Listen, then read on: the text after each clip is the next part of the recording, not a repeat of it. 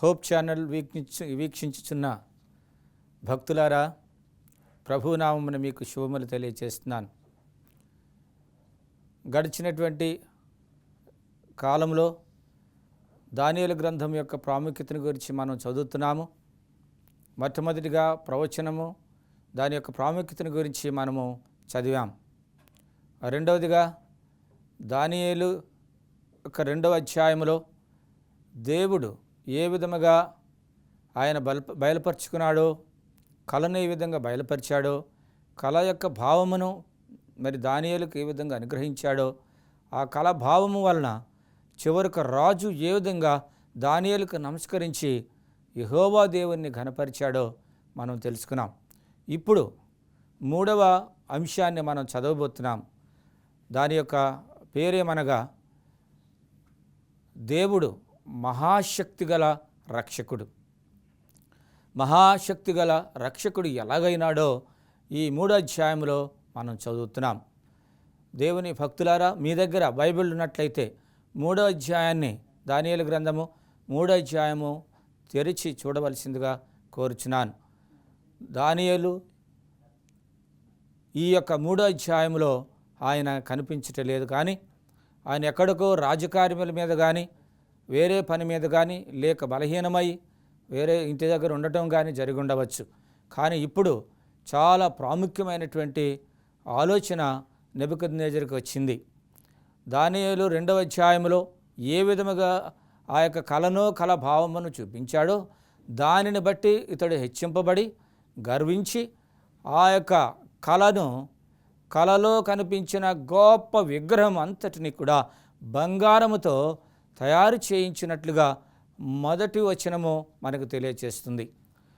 నిజముగా మరి దేవుని ఘనపరిచిన నెబుకద్నెజరు మరి కొంతకాలమైన తర్వాత ఆ మహాదేవుని యొక్క గొప్పతనాన్ని మర్చిపోయి, తను ఆ దేవుడే గొప్పవాడని ఒప్పుకోలను మర్చిపోయి, చివరకు తన గొప్పతనాన్ని గురించి ఆలోచించి ఆయన కలలో చూచినటువంటి పెద్ద విగ్రహమును బంగారముతో మొత్తమంతా చేయించినట్లుగా ఈ యొక్క అధ్యాయంలో మొదటి వచనం మనకు తెలియజేస్తుంది. గమనించండి, ఆయన చూచినటువంటి ఆ యొక్క విగ్రహము మరి మొదటిగా శిరస్సు బంగారముతోను, మరి యొక్క ఛాతీ అనేటువంటిది వెండితోను, ఆ యొక్క ఉదరము ఇత్తడితోను, అలాగే తొడలు క్రింద భాగం వరకు కూడా ఇనుముతోను, ఆ పాదములు మట్టి ఇనుము కలిసి ఉన్నటువంటి పరిస్థితి ఆయన చూచాడు. ఆ భావము ఆ విధంగా దానియేలు ద్వారా తెలుసుకున్నాడు. అయితే ఇప్పుడు మొత్తం అంతా కూడా ఆయన తప్ప మరొక రాజు తర్వాత రాకూడదని, ఆయన రాజ్యము నిత్యము నిలిచి ఉండాలని ఆయన భావించి ఆ గొప్ప విగ్రహాన్ని మొత్తం అంతా బంగారంతోనే తయారు చేసినట్టుగా మనం చూస్తున్నాం. ఆ యొక్క విగ్రహం యొక్క ఎత్తు 90 అడుగులు, అనగా 60 మూరలు. అయితే మరి దాని యొక్క వెడల్పు 6 మూరలు అని చెప్పి చరిత్రలో మనం చూస్తున్నాం. 6 మూరలు అనగా 9 అడుగులు వెడల్పు, 90 అడుగులు ఎత్తైనటువంటి గొప్ప విగ్రహాన్ని ఆయన మొత్తం అంతటిని కూడా బంగారంతోనే తయారు చేశాడని మనకు ఈ 3వ అధ్యాయము తెలియచేస్తుంది. అయితే ఈ బంగారు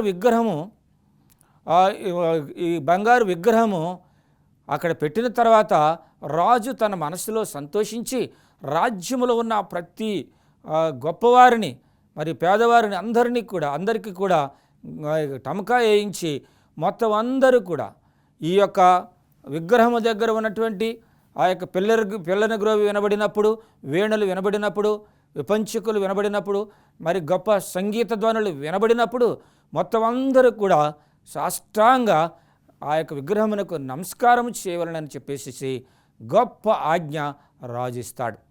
ఆ ఆజ్ఞను గూర్చి ఆ యొక్క ప్రపంచమంతా కూడా, అనగా ఆయన పాలించే రాజ్యం అంతటికి కూడా ఈ వర్తమానం వెళ్ళింది.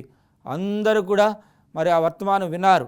అయితే ఆయన రాజ్యంలో ఉన్నటువంటి ఆ యొక్క రాజ్య సహస్రాధిపతులు, ధనికులు, ఇక ఆ దగ్గర ఉన్నటువంటి వారందరూ కూడా విగ్రహం దగ్గరికి వచ్చారు.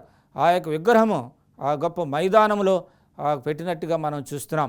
అక్కడ అందరూ వచ్చి ఇక చివరకు రాజు ఎప్పుడైతే ఈ యొక్క సంగీత వినాదాలు వినినప్పుడు అందరూ నమస్కారం చేయమని చెప్పాడు. ఆ విధంగా అందరూ కూడా నమస్కారము మరి ఆ యొక్క చేయాలని చెప్పి ఆదేశాలు పొందిన తర్వాత దానికి మరి 3 వ్యక్తులు వచ్చారు. షడ్రకు, మేషక్కు, అబేద్నెగోలు వచ్చారు. దానియేలు ఎక్కడున్నాడో మరి అది మనకి రాయబడలేదు, కానీ వీరు 3 కూడా అక్కడికి వచ్చారు. చూడండి, దేవుని యొక్క గొప్ప కార్యము ఇక్కడ జరగబోతుంది. దేవుడు మొదటి అధ్యాయములో వారిని హెచ్చించి నిజముగా ఉన్నత స్థితిలో ఉంచాడు. 2వ అధ్యాయంలో కూడా దేవునిని మహింపరిచేలాగా రాజుని దేవుడు ఒప్పుకునేలాగా మరి దానియేలు ద్వారా జరిగినట్టుగా మనం చూస్తున్నాం. అయితే 3వ అధ్యాయంలో గొప్ప కార్యము దేవుడు చేయబోతున్నాడు. దేవుని యొక్క బిడ్డలారా గమనించండి, దేవుని యొక్క ఊహలు మన ఊహల కంటే మహోన్నతమైనవి. కాబట్టి దేవుని యొక్క ఉద్దేశము ఈ సమయంలో నెరవేర్చబడబోతుంది. వీరు 3 కూడా వచ్చారు, అక్కడ ఏమి జరుగుతుందో చూచారు. అప్పుడు మరి ఎప్పుడైతే ఆ యొక్క సంగీత ధ్వనులు వినబడినేవో మొత్తం అందరూ కూడా సాష్టాంగపడి నమస్కారము ఆ విగ్రహానికి చేసినట్లుగా మనం చూస్తున్నాం. అయితే ఆ యొక్క అక్కడికి వచ్చినటువంటి వారందరూ నమస్కారం చేస్తున్న సమయంలో వీరు 3 అక్కడ నిలబడినట్టు కనిపిస్తుంది. ఆ 3 నిలబడి ఉండగా దానిని చూచిన వారు వెంటనే రాజుకి ఆ యొక్క వర్తమానం పంపించారు. మహా గొప్ప రాజా, మరి అందరూ కూడా ఆ విగ్రహానికి నమస్కారం చేశారు, కానీ వీరు 3 దానికి నమస్కారం చేయలేదనే వర్తమానము రాజుకు అందింది. రాజు చూడండి, ఇదివరకు దేవుని మహిమను చూచిన రాజు పర్వాలేదులే అని అనుకోలేదు, ఉగ్రుడయ్యాడని లేఖనాలు తెలియచేస్తున్నాయి. ఆ ఉగ్రత ఎంతవరకు అంటే ఒక ప్రాణాన్ని తీసేంతగా ఆ ఉగ్రత ఆయన నుండి బయటపడినట్టుగా మనం చూస్తున్నాం. దేవుని యొక్క బిడలారా, మానవులు ఇలాగే ఏదన్నా చేయనప్పుడు ఆ విధంగానే కోప్పడుతూ ఉంటారు. కానీ దేవుడైతే దీర్ఘశాంతుడు, దీర్ఘంగా ఆలోచించి మనుషుల యొక్క ఉగ్రతను ఏ విధంగా తగ్గించాలో దేవుడికి కూడా తెలుసు. కాబట్టి ఆ సమయం కొరకు దేవుడు చూస్తున్నాడు. ఇప్పుడు వీరు 3 కూడా మరి విగ్రహానికి నమస్కారం చేయలేదని చెప్పి వర్తమానం వెళ్ళగానే రాజు వారు 3 పిలిపించి ముఖ్యంగా ఎవరైతే నమస్కారం చేయరో వారు అగ్నిగుండంలో పడవేయబడుదురు అని చెప్పి కూడా శిక్ష కూడా ప్రకటించడం జరిగింది. దేవుని యొక్క భక్తులారా, శిక్ష ఒక చిన్న పని, ఒక నిమిషం పని చేయనందుకు జీవితమే కోల్పోయే పరిస్థితి వస్తుందని చాలామంది లొంగిపోతారు. అయితే ఇక్కడ చూడండి, ఈ 3 కూడా లొంగలేదు. ఎందుకంటే మహా గొప్ప దేవుని యొక్క శక్తి వారికి తెలుసు. ఎంత ప్రమాదమున నుండైనా నిన్ను రక్షించగలిగిన సమర్థుడైన దేవుడు ఉన్నాడని వారికి తెలుసు. దేవుని మహాశక్తిని చవిచూచినటువంటి గనులుగా వారందరి మధ్యలో అక్కడ నిలబడినట్లుగా మనం చూస్తున్నాం. దేవుని బిడలారా, మనము కూడా ఆపదొస్తుందని ఎవరో మనల్ని భయపడుతున్నారని కాదు, కానీ నీవు నిజముగా దేవుని యొక్క కుమారుడు అయినట్లయితే, దేవుని కుమార్తె అయినట్లయితే ఇలాంటి పరీక్షలకు నెగ్గాలి, ధైర్యంగా నిలబడాలి. భయక్రాంతులైతే సాతానుడు మిమ్మలను వశము చేసుకొని ఇంకా పీడించి నానా హీనమైన స్థితికి తీసుకుని వెళతాడు. అలాంటి దుస్థితికి దిగజారకుండా దేవుడు చూడండి, ఈ యొక్క 3 సేవకులను, ఈ 3 భక్తులను దేవుడు ఎంత ధైర్యంగా ఉంచాడో చూడండి. రాజు సముఖమునకు వారు తీసుకొని పోబడ్డారు. ఏమిటి, మీరెందుకు నమస్కారం చేయలేదు, మరొక అవకాశం ఇస్తాను అని ఒక అవకాశం ఇచ్చాడు. అవకాశం ఏంటంటే మరలా ఆ పిల్లని గ్రోవి, ఆ వీణలు, ఆ విపంచకులు, ఇంకా దాని యొక్క సంగీత ధ్వనులు వినబడినప్పుడు మీరు ఒక్కసారి నమస్కారం చేస్తే చాలు, మీకు ఎలాంటి శిక్ష ఉండదు. లేని పక్షంలో ఆ యొక్క అగ్నిగుండము మరీ 7 అంతలు చేయబడుతుంది, అందులో మీరు వేయబడతారనేటువంటి శిక్షను కూడా ఆయన వారికి చెప్పినట్లు చూస్తున్నాం. అయితే గమనించండి దేవుని బిడ్డలారా, అయినను కూడా వీరు ఆయన పెట్టిన భయానికి ఏమాత్రం కూడా లొంగకుండా, దిగజారకుండా వారు దేవుని తరపున గొప్ప సమాధానం ఇచ్చినట్లుగా మనం చూస్తున్నాం. ఆ సమాధానం మనము 16వ అధ్యాయం నుంచి 16వ వచనం నుండి 18వ వచనం వరకు 3 అధ్యాయంలో మనం చూస్తాం. ఏమంటారంటే, నెబుకద్నెజరు అని సంబోధించారు. అక్కడ మహా గొప్ప రాజా, ఘనుడా అనేమి లేదు, నెబుకద్నెజరు అని సంబోధించి మా దేవుడు మమ్ములను మండుచున్న ఆ యొక్క వేడిమిగల అగ్నిలో నుండి మమ్మల్ని రక్షించుటకు సమర్థుడు అని చెప్పి వారు అక్కడ చెప్పగలిగారు. ఒకవేళ ఆయన మమ్మలను రక్షించినను రక్షించకపోయినను మేము మరి మీ యొక్క ఆజ్ఞకు శిరసావించము, మా ప్రాణములు పోయినా సరే అని చెప్పి రాజుకి వారు ధైర్యంగా సమాధానం చెప్పారు. రాజు ఇంకా ఉగ్రుడయ్యాడు. ఇంత అవకాశం ఇచ్చినా వీరు ఈ విధంగా ధైర్యంగా ఉంటున్నారేంటని చెప్పేసి వారు ఈ విధంగా మరి ఆ రాజు తలంచినప్పటికీ కూడా వీరే మాత్రం కూడా భయం కానీ బెదిరి కానీ జంకు కానీ ఏమి లేకుండా ఆ విధంగా నిలబడ్డారు. మా దేవుడు మమ్మలను రక్షించుటకు సమర్థుడు. ప్రియమైన దేవుని బిడ్డ, నీవు నిజంగా దేవుని గురించి ఆలోచిస్తున్నావు? ఆ విధంగా నిజంగా మీ దేవుడు సమర్థుడని, మిమ్మల్ని బాధల్లో నుండి, ఇబ్బందుల్లో నుండి, సమస్యల్లో నుండి, ఇరుకుల్లో నుండి, అప్పుల్లో నుండి, రకరకాలైనటువంటి మరి సమస్యల్లో నుండి తప్పించగలుగుటకు మీ దేవుడు సమర్థుడని మీరు నమ్ముచున్నారా? వారైతే నమ్మారు. మరి మీ మాట ఏమిటి? మీరు నమ్మినట్లయితే నిజముగా యెహోవా దేవుడు ఆయన ఎవరినైనా సరే నమ్మిన వారిని రక్షించుటకు సమర్థుడని దేవుని వాక్యం మనకి తెలియచేస్తున్నది. చూడండి ఎంత ఆపదొచ్చిందో షడ్రకు మేషకు అబేద్నెగోలకు. వారికి వచ్చినటువంటి ఆపద అంతా ఇంత కాదు, ప్రాణాలు కోల్పోయేటువంటి స్థితి. అయితే ఈ సమయంలో వారు ఆలోచించేది ఏమిటంటే, ప్రాణం ఇచ్చినటువంటి దాత యెహోవా దేవుడే, ఆయనకే భయపడేవాళ్ళని కానీ మరి ఎవరికి భయపడని అవసరం లేదని చెప్పి వారు తలంచారు. లీనమై ధైర్యంగా నిలబడ్డారు. ఆ కారణం చేత వారు ఎవరికి భయపడలేదు. చివరికి రాజు ఉగ్రుడై వారిని సింహబోన్లో వేయడానికి వెనుకాడలేదు. ఆజ్ఞ ఇచ్చాడు. వచ్చి వారిని తీసుకుని వెళ్ళి అగ్నిగుండంలోనికి తీసుకుని వెళ్ళుచుండగా అక్కడ ఏమి జరిగినదో బైబిల్ మనకి ఈ విధంగా తెలియచేస్తున్నది. 20 నుంచి 24 వచనాల్లో ఈ మాటలు మనకు రాయబడి ఉన్నాయి. అవేమనగా, వారు తీసుకుని వెళ్ళుచున్నటువంటి వారు మాత్రం ఆ యొక్క వేడిమి గల అగ్ని నుండి వచ్చేటువంటి విస్తారమైన వేడిని బట్టి వారు మరణించారు, కానీ వీరికి ఏమీ జరగలేదని చెప్పేసి అని ఆ యొక్క వాక్యాలు తెలియచేస్తున్నాయి. అంతేకాకుండా వారు సంతోషముగా ఆ యొక్క అగ్నిగుండంలోనికి నడిచి వెళ్ళినట్టుగా లేఖనాలు మనకు తెలియచేస్తున్నాయి. మనమైతే నిజంగా చాలా భయపడతాం, కానీ వారు మాత్రం షడ్రకు మేషకు అబేద్నెగోలు ఎంతో సంతోషముగా నడుచుకుంటూ అందులోనికి వెళ్ళినట్టుగా మనకి లేఖనం తెలియచేస్తుంది. దేవుని బిడ్డలారా, లేఖనం మనకి ఎంత ధైర్యం ఇస్తుందో చూడండి. దేవుని మీద ఆధారపడి జీవించటం వలన దేవుడు ఎంత గొప్ప ధైర్యాన్ని తన భక్తులకు ఇస్తాడో ఈ లేఖనాన్ని బట్టి మనం తెలుసుకుంటున్నాం. అందుకని యెహోవా దేవుడు మహా గొప్ప శక్తిగల రక్షకుడని వారికి ఒక నమ్మకం ఉన్నది. ఆ నమ్మకమును బట్టి వారు అదరలేదు, బెదరలేదు, ధైర్యముగా మంటల్లోనికి వారు ప్రవేశించినట్టుగా మనం చూస్తున్నాం. అక్కడికి మంటల్లోకి వెళ్ళిన తర్వాత రాజు ఆ యొక్క దృశ్యాన్ని సమీక్షిస్తున్నాడు, ఆయన చూస్తున్నాడు. దానికి ఆయన హాజరైనట్లుగా మనకి దేవుని యొక్క వాక్యము మరి చూపిస్తున్నది. ఆయన చూచినప్పటికీ ఎవరో ఒక 4వ వ్యక్తి కనిపిస్తున్నట్టుగా రాజు చూచాడు. ఎవరై ఉండొచ్చు? అక్కడికి తీసుకుని వెళ్ళింది ముగ్గురే కదా అగ్నిగుండంలో వేయబడింది. మరి 4వ వ్యక్తి ఎవరని చెప్పి చాలా ఆశ్చర్యం చెందాడు.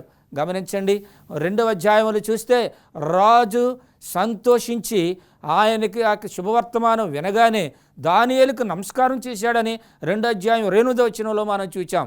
అప్పటికి మరి ఈ యొక్క 2వ అధ్యాయానికి 3వ అధ్యాయానికి మరి కొంత వ్యవధి ఉన్నదని చెప్పేసి ఈ యొక్క లేఖనాన్ని బట్టి మనకు తెలుస్తున్నది.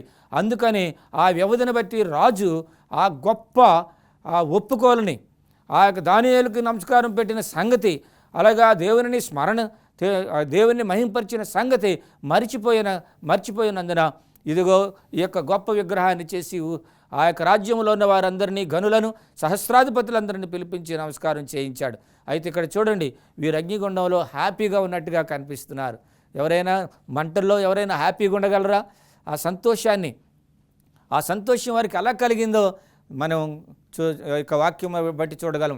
4వ వ్యక్తి వారితో ఉండుట వలన కాపాడే దేవుడు అగ్నిలో మరి పడవేయబడినప్పటికీ మరి అగ్ని జ్వాలలు వారిని కాల్చలేవు అనే సంగతి ఇక్కడ నెరవేరుతున్నట్టుగా మనం చూస్తున్నాం.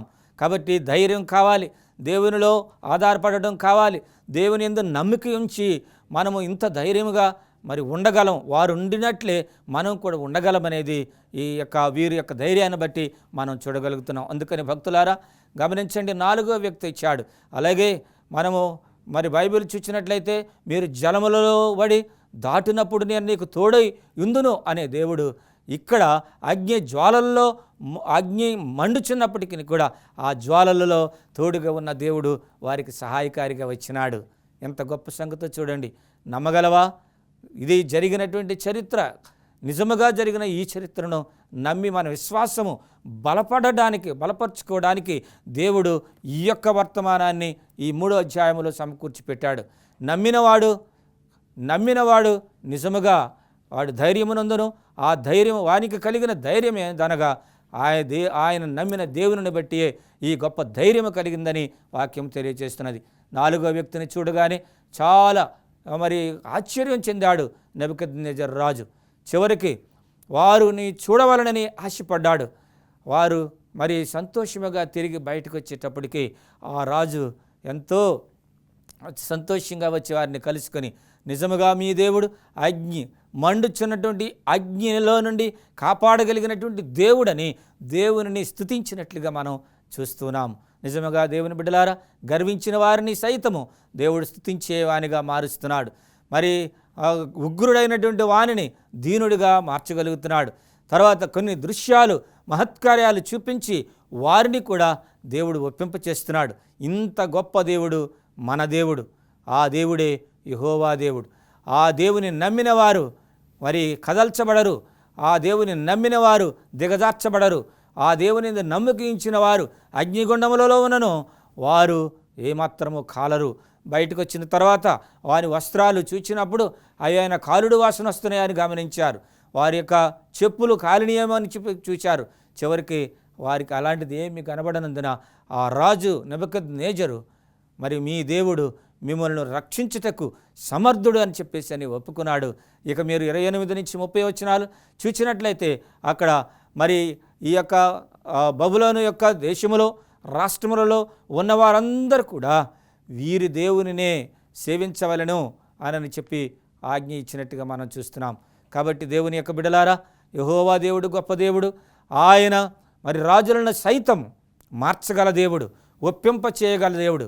మహత్యముల ద్వారా దేవుని యొక్క సమర్థతను వారు గ్రహించేలాగా చేయగలిగినటువంటి వాడు. చూడండి, వీరు కేవలం బానిసలు మాత్రమే, రాజాజ్ఞకు లొంగని వారు, రాజాజ్ఞను వారు శిరస్సాహించినటువంటి వారు. చివరికి వారు రక్షింపబడుట ఆ యొక్క రాజు చూచి చివరకు ఆ దేవుని ఘనపరచటం జరిగినట్లుగా మనం చూస్తున్నాం. కాబట్టి ప్రియమైనటువంటి దేవుని బిడ్డలారా, నమ్మండి, ప్రభువు రక్షిస్తాడు.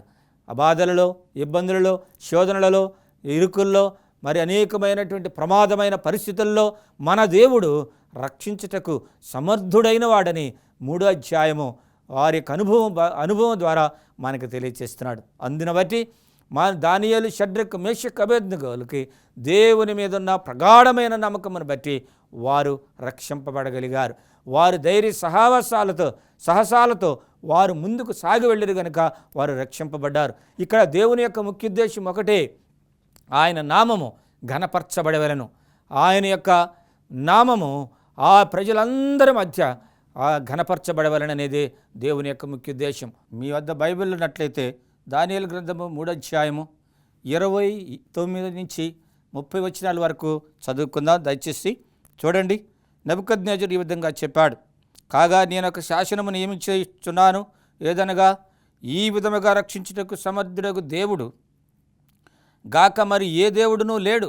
చూడండి, రాజు నోటి ద్వారా ఇలాంటి మాటలు రావడం ఆయన నిజముగా గ్రహిస్తేనే తప్ప ఈ మాటలు రావు. అందుకని చూడండి, చాలా చక్కని మాటలు, ధైర్యం కలిగించే మాటలు. ఈ విధముగా రక్షించుటకు సమర్థుడగు దేవుడు గాక ఏ దేవుడునూ లేడు అని చెప్పంటున్నాడు. దేవుని బిడ్డలారా, మీరు గ్రహించండి, ఏ దేవుడు లేడు. ఆ రాజు అయితే గొప్ప రాజు, కానీ ఆ రాజుని దేవుడు ఏ విధంగా తల వంచేటట్టు చేశాడో చూడండి. ఒక ముగ్గురు సామాన్యుల ద్వారా, అనగా వారు బానిసగా వచ్చిన వారు చివరికి ఆ రాజాస్థానంలో రాజమానన పొంది రాజు పాలించేటువంటి ఆ పాలనలో కూడా పాలిభాగస్తులై ఉండి చివరకు ఆయన మాటే ధిక్కరించారు అని అంటే ఎవరు గౌరవించారు. కానీ ఎప్పుడైతే అగ్నిగుండంలో నుంచి వారు సంతోషముగా బయటకు వచ్చారో అక్కడ రాజు వారి యొక్క దేవుని యొక్క గొప్ప సంగతిని గ్రహించి ఈ విధంగా అంటున్నాడండి.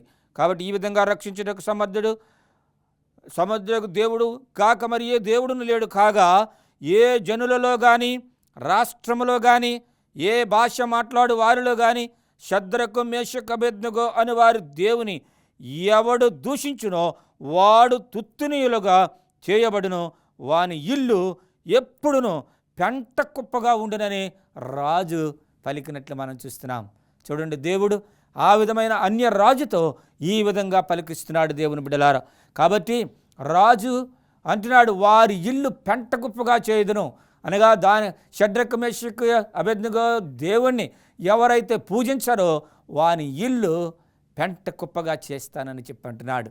నిజంగా ఎంత గొప్ప దేవుడో చూడండి. రాజు సైతం దేవుణ్ణి ఆరాధించవలసిన సమయం వచ్చింది. కాబట్టి ఆయన ఎంత గొప్ప రాజు అయినప్పటికీ చివరికి దిగజారే స్థితి తీసుకొని వచ్చాడు.